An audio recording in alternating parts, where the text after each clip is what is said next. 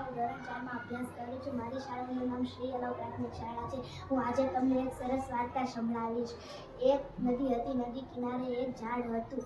એ ઝાડ ઘટાદાર હતું અને ઝાડની ઉપર એક કબૂતર રહેતું હતું અને ઝાડના થડ પાસે એક કીડી રહેતી હતી અને એના બે વચ્ચે દોસ્તી હતી. એક દિવસ નદીમાં પૂર આવવાથી કીડી બેન પાણીમાં તણાઈ ગયા.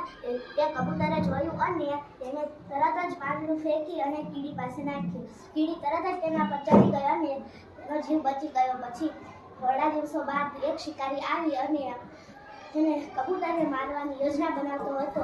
એને તીર લીધું અને કબૂતર બાજુ નાખ્યું. પછી કબૂતરના જીવ વહી જવાનો હતો. તે કીડીએ જોયું અને તેના મનમાં વિચાર આવ્યો કે મારી દોસ્તી મારે નિભાવવી પડશે. જેમ કબૂતરે મારો જીવ બચાવ્યો એમ મારી ફરજ બને છે કે હું કબૂતરનો જીવ બચાવું. એને તરત જ જઈ અને શિકારીના પગ પર એક ડંખ માર્યો. તેથી